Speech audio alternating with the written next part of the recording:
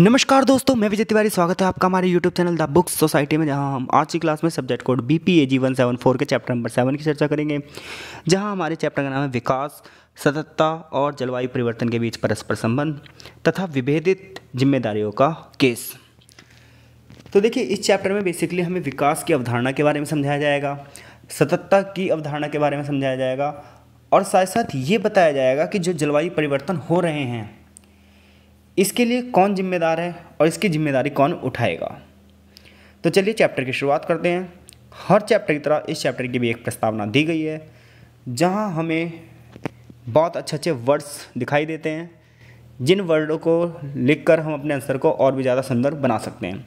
तो इसलिए मैं प्रस्तावना पर चर्चा कर रहा हूँ, अदरवाइज़ प्रस्तावना पर चर्चा करने की कोई ज़रूरत नहीं है। तो प्रस्तावना सबसे पहले हमें यही बताती है कि विकास की जब हम बात करते हैं तो विकास क्या क्या है, जिसकी चर्चा हम ऑलरेडी पिछली बुक में भी कर चुके हैं BPAG 173 में, और पिछले चैप्टर में भी कर चुके हैं कि विकास का अर्थ है कि गरीबी खत्म हो, असमानताएं खत्म हो, बेरोजगारी खत्म हो और जीवन स्तर अच्छा हो, विज्ञान और टेक्नोलॉजी में उन्नति हो और बड़े पैमाने पर औद्योगिकरण हो, नगरीकरण हो और प्राकृतिक संसाधनों का अधिक से अधिक हम प्रयोग कर सकें ताकि विकास हो सके। अब ऐसे में जो ये विकास की अवधारणा है, ये जो विकास की जिद है, ये जो हमारे आगे बढ़ने का प्रोसेस है, इसने क्या करा है, इसने आर्थिक स्तर पर, सामाजिक स्तर पर और पर्यावरणीय स्तर पर नए नए खतरों को आमंत्रण दिया है। तो पार्टिसिपेशन कहीं ना कहीं कम हो रहा है। सामाजिक, आर्थिक और तकनीकी प्रगति ने आज क्या किया, पर्यावरण पर असंतुलन पैदा कर दिया है। क्यों? क्योंकि जनसंख्या इतनी तेज़ गति से बढ़ रही है, संसाधन उतनी तेज़ गति से नहीं बढ़ रहे हैं। ऐसे में सही व्यक्तियों के लिए भागीदारी नहीं हो पाएगी, सभी व्यक्तियों की पूर्ति नहीं हो पाएगी। आज जलवायु परिवर्तन मानवता के लिए खतरा हो चुका है। आज कोई भी देश जलवायु परिवर्तन से मुक्त नहीं है। बड़े पैमाने पर महामारियाँ, ग्लोबल वार्मिंग, ग्लेशियर्स का पिघलना, ग्रीन हाउस गैसेस में वृद्धि, ये सभी देशों के लिए कॉमन समस्याएं बन चुकी हैं। ऐसा आपकी प्रस्तावना कहती है, जहां चैप्टर की स्टार्टिंग यहाँ से होती है कि विकास और सततता की अवधारणा क्या है। तो जब हम विकास की अवधारणा की बात करते हैं तो सबसे पहले विकास के अर्थ को बताते हैं, जो कि हमें ऑलरेडी पता है कि विकास का अर्थ क्या है। हमारी मौलिक आवश्यकताओं की पूर्ति करे, हमारे बेसिक नीड की पूर्ति करे, गरीबी को ख़त्म करे, असमानता को ख़त्म करे, बेरोजगारी को कम करे, जीवन स्तर को अच्छा करे, शिक्षा को अच्छा करे, जीवन प्रत्याशा अच्छी हो, यानी कि जो एवरेज एज है वो अच्छी हो जाए, सामाजिक आर्थिक विकल्प लगातार बढ़ें और सामाजिक संबंध भी अच्छे होते जाएँ, प्रति व्यक्ति आय बढ़े, देश की आय बढ़े और देश में संरचनात्मक के साथ साथ सामाजिक परिवर्तन भी हो। ऐसा हम विकास के वर्ड को सुनते ही हमारे माइंड में ये सारी चीज़ें दौड़ने लगती हैं। और इतने सारे चैप्टर ऑलरेडी हमने विकास से रिलेटेड पढ़ लिए हैं। तो विकास की जब हम बात करते हैं तो हमें ये भी पता चलता है कि केवल इकोनॉमिक ग्रोथ डेवलपमेंट नहीं है, देश की आमदनी ही बढ़ना डेवलपमेंट नहीं है, बल्कि मनुष्य के जीवन की गुणवत्ता भी बढ़े, मानव विकास भी बढ़े, ग्रॉस नेशनल प्रोडक्ट में वृद्धि हो। तो विकास की संकल्पना सिर्फ वन डायमेंशनल नहीं है, ये मल्टी डायमेंशनल है, ये बहुआयामी है कि अगर हम एक चीज़ का ही विकास करें तो इसका मतलब ये नहीं है विकास हो।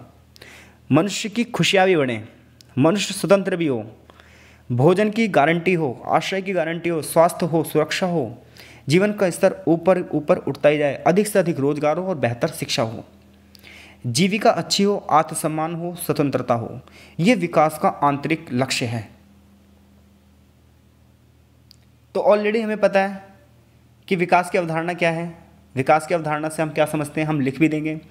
1970 के दशक में इस चीज़ पर जो जनसंख्या बढ़ रही है, जनसंख्या का अनावश्यक दबाव बढ़ रहा है, ऐसे में जो विकास प्रभावित हो रहा है, 1970 के दशक में इस चीज़ पर लगातार चर्चा होने लगी और राष्ट्रीय अर्थव्यवस्था का विस्तार भी होने लगा। इसके लिए समय समय पर बहुत सारे इंडेक्स आए, जैसे ह्यूमन डेवलपमेंट इंडेक्स जो हर साल रिपोर्ट जारी करता है, इसके साथ साथ ह्यूमन पॉवर्टी इंडेक्स यानी कि HPI, इसके अलावा जेंडर रिलेटेड इंडेक्स यानी कि GDI। ये सारी जो हैं ये वैश्विक समस्याओं को प्रदर्शित करते हैं और हर साल इनकी रिपोर्ट्स आती है। जहाँ HDI की बात करें तो HDI क्या बताता है कि मानव विकास का स्तर क्या है, जो कि हम ऑलरेडी पहले भी पिछले चैप्टर में बात कर चुके हैं कि HDI का मतलब है ह्यूमन डेवलपमेंट इंडेक्स, जहाँ 3 चीज़ों पर जोर दिया जाता है कि किसी देश के लोगों का जीवन कैसा है, यानी कि वो स्वस्थ जीवन जी रहे हैं, दीर्घ जीवन जी रहे हैं या नहीं, जीवन प्रत्याशा अच्छी है कि नहीं, एवरेज एज अच्छी है कि नहीं, साक्षरता का स्तर क्या है, साक्षरता का स्तर क्या है, तो ये सारी चीज़ें जिन देशों में अच्छी हैं उनका मानव विकास का स्कोर भी अच्छा है, जिन देशों में ये चीज़ें अच्छी नहीं हैं उसका मानव विकास का स्कोर भी अच्छा नहीं है। यानी कि पहले विकास की अवधारणाएं बताएंगे, विकास की परिभाषा बताएंगे, फिर विकास का मापन कैसे किया जा रहा है उसके लिए आप बताएंगे HDI। दूसरा HPI यानी कि ह्यूमन पॉवर्टी इंडेक्स। इसमें अंतर्राष्ट्रीय स्तर पर ये इंडेक्स जारी किया जाता है जिसमें देखा जाता है कि हर साल किस देश में गरीबी बढ़ रही है और किस देश में गरीबी घट रही है। फिर उसी आधार पर नियम बनाए जाते हैं, उसी आधार पर नीतियाँ बनाई जाती हैं कि किस प्रकार से गरीबी को ख़त्म किया जाए। और तीसरा इंडेक्स है GDI, जेंडर रिलेटेड। इसमें क्या होगा, पुरुष और महिलाओं के बीच में जो असमानताएं उसे ख़त्म करने के लिए प्रयास किए जाएंगे। तो पिछले अगर 200 सालों में बात की जाए तो कार्बन का जो उत्सर्जन है ये बहुत बड़ी समस्या बन चुकी है, क्योंकि जितनी तेज़ गति से कार्बन बढ़ रहा है, पॉल्यूशन बढ़ रहा है, उतनी ज़्यादा जो है हमारी जनसंख्या प्रभावित हो रही है। और ये सब किसकी वजह से हो रहा है, ये सब विकास की वजह से हो रहा है। एंड में ऐसी आलोचना आपको कर देनी है। यानी कि विकास की अवधारणा क्या है, इसमें आप क्या बताओगे, विकास का अर्थ बताओगे, फिर इन तीनों इंडेक्स के बारे में बताओगे, HDI, HPI और GDI। इन इंडेक्स को बता के एक छोटी सी आलोचना कर दोगे कि विकास का अर्थ तो जीवन में गुणवत्ता में सुधार करना है, लेकिन विकास का दोहरा आयाम हमें दिखाई देता है। और दूसरी जो दिशा है वो अल्पविकसित देशों पर सबसे ज़्यादा दिखाई देती है, जहाँ बड़े पैमाने पर करोड़ों लोग भुखमरी, बेरोजगारी का शिकार हैं, गरीबी घटने की जगह गरीबी बढ़ रही है। और उस सब का कारण क्या है, विकास की दो तरफा नीति। अब ये तो बात हो गई विकास की। अब बात करते हैं सततता क्या है। देखिए, सतत मतलब कंटिन्यूटी, कि विकास पहले भी चल रहा था, विकास अब भी चल रहा है, विकास आगे भी चलेगा। ठीक है, तो जीवन की गुणवत्ता पहले भी थी, आज भी, आगे भी रहनी चाहिए। जीवन की गुणवत्ता क्यों प्रभावित हो, हम भी विकास करें, हमारे पूर्वजों ने भी विकास किया था, तो हमारी आने वाली पीढ़ियाँ भी विकास करेंगी। तो हमें अगर हमारे पूर्वज संसाधनों को सारा दोहन कर लेते, वो सारे संसाधनों को ख़त्म कर लेते, तो क्या हम संसाधनों का आज प्रयोग कर पाते। सततता की अवधारणा एक ऐसी अवधारणा है जो एक ऐसे व्यवस्थित समाज की संकल्पना करती है जो समाज आज भी चले और आने वाले समय पर भी चले। ये दीर्घकालिक उद्देश्य है, ये आने वाली पीढ़ियों के भलाई के लिए है, क्योंकि जिस हिसाब से आज विकास हो रहा है वो कहीं ना कहीं आने वाली पीढ़ियों के लिए खतरा बन चुका है। सतत विकास की बात ऑलरेडी हम पिछले चैप्टर में सबसे ज़्यादा कर चुके हैं। तो इस पैराग्राफ में यहाँ तक यही है कि सतत विकास को हम कैसे बढ़ावा दे सकते हैं, किस प्रकार से हम अपने संसाधनों का प्रयोग करके अपने जीवन को एक गुणवत्तापूर्ण सूचक दे सकते हैं। आगे जो चैप्टर में बताया गया सतत विकास के ऊपर ऑलरेडी हम पिछले चैप्टर में बात कर चुके हैं, तो पहले आप उन चैप्टर की वीडियो जरूर देख लीजिए ताकि इस पैराग्राफ को पढ़ने से हम बच सकें और वीडियो बेमतलब में लेंथी ना हो। तो वीडियो को अंत तक जरूर देखें, क्योंकि आगे जो क्वेश्चन है वो आगे ही बन रहे हैं। अब बात आती है जलवायु परिवर्तन क्या है।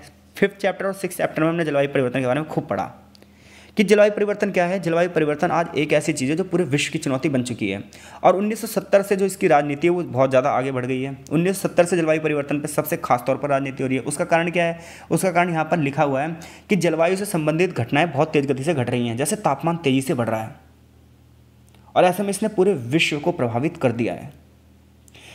उसका रीज़न क्या है, जीवाश्म ईंधन का बड़े पैमाने पर खपत की जा रही है। जीवाश्म ईंधन को बड़े पैमाने पर यूज़ किया जा रहा है, चाहे वो कारखानों में हो, चाहे वो बिजली संयंत्रों में हो, चाहे वो मोटर वाहनों में हो, या घरों में खाना बनाने के लिए। बड़े पैमाने पर आज कोयला, तेल और प्राकृतिक गैस का यूज़ किया जा रहा है, जिसकी वजह से कार्बन डाइऑक्साइड जो गैस है वो वायुमंडल में बढ़ती ही जा रही है, उसका रेशो बढ़ता ही जा रहा है, जबकि ऑक्सीजन का रेशो घटता ही जा रहा है। तो ऐसे में ग्लोबल वार्मिंग की समस्या पैदा हो गई है। जो सूर्य की किरणें हैं वो सीधे अगर पृथ्वी पर आएंगी तो वैश्विक तापमान कितना ज़्यादा होगा और कितनी समस्याएं होंगी ये आप कल्पना भी नहीं कर सकते। ये इस पैराग्राफ में बताया गया है। इस पैराग्राफ में यही बताया गया कि जलवायु परिवर्तन के क्या क्या प्रभाव हो सकते हैं। तो जलवायु परिवर्तन के प्रभाव होंगे, सबसे पहली बात तो टेम्परेचर बढ़ेगा, जो कि आप दिख ही रहा है आपको। और जो हमारे मूलभूत संसाधन हैं, चाहे वो पानी हो, चाहे वो खाद्यान्न हो, वो धीरे धीरे कम हो जाएंगे। वर्षा के प्रतिरूप में परिवर्तन होगा, कभी वर्षा बहुत ज़्यादा होगी और कभी बहुत कम होगी। जो चक्रवाती तूफान है, जो वैसे तूफान है, वो बहुत भीषण तरीके से आएंगे। पौधे और पानी की सतह में वाष्पीकरण होगा, जिसकी वजह से नुकसान होगा। ग्लेशियर्स बहुत तेज गति से पिघलेंगे, समुद्र का जलस्तर बढ़ जाएगा और आसपास के क्षेत्र डूब जाएंगे। कहीं कहीं सूखा पड़ेगा तो कहीं कहीं बाढ़ आएगी। तूफानों में उच्च हवा से अधिक नुकसान होगा। अलग अलग कीट, बीमारी और पानी की आवश्यकताओं के सहित जो बाधित फसल हैं, ये इन फसलों को कीटों से और पानी से बहुत ज़्यादा नुकसान होगा। पानी की मांग में वृद्धि होगी और पानी की उपलब्धता में कमी होती जाएगी। और ऐसे में ये भी कहा जाता है कि तीसरा विश्व युद्ध पानी की कमी की वजह से होगा, क्योंकि जिस हिसाब से जनसंख्या बढ़ रही है उस हिसाब से संसाधन नहीं बढ़ रहे हैं। जल स्तर लगातार नीचे गिरता ही जा रहा है। पहले नल के चलते थे, अब समर लगवाना पड़ रहा है। तो 1970 और 1980 के दशक की जो राजनीति थी उसने विश्व की जलवायु में होने वाले परिवर्तनों का ध्यान अपनी ओर खींचा, और इसके लिए स्टॉकहोम सम्मेलन, रियो सम्मेलन, जो कि हम पिछले चैप्टर में बात की थी हमने, UNFCCC, इन सब का गठन किया गया। तो यहाँ से यहाँ तक 3 अवधारणाएं हैं, और तीनों अवधारणाएं आप कर दोगे कि विकास की अवधारणा क्या है, ये हम पहले के चैप्टर में पढ़ चुके हैं और यहाँ पर भी हमने डिस्कस किया। सततता की अवधारणा क्या है, ये हम पहले चैप्टर में पढ़ चुके हैं, यहाँ पे भी हमने डिस्कस किया। और जलवायु परिवर्तन पे हमने 5वें चैप्टर और 6ठे चैप्टर में डिस्कस किया, और यहाँ पर भी हमने पढ़ लिया। चैप्टर में जो नई चीज़ है वो यहाँ से शुरू होती है कि सामूहिक लेकिन विभेदित जिम्मेदारियों का सिद्धांत क्या है। तो देखिए ये सिद्धांत क्या है, स्टॉकहोम सम्मेलन में ये निर्णय लिया गया कि विश्व के सभी देश मिलकर जलवायु परिवर्तन समस्याओं को हल करेंगे, और उसके 10 साल बाद जोहान्सबर्ग सम्मेलन में भी ये निर्णय लिया गया। माफ़ कीजिएगा, बर्टलैंड रिपोर्ट में भी ये बात की गई। फिर 1992 में रियो सम्मेलन में भी यही बात की गई, और सन 2002 के जोहान्सबर्ग सम्मेलन में भी यही बात की गई। 2012 के रियो +20 सम्मेलन में भी यही बात की गई कि विश्व के जो संसाधन है वो लगातार समाप्ति की ओर हैं, कार्बन का उत्सर्जन ज़्यादा हो रहा है।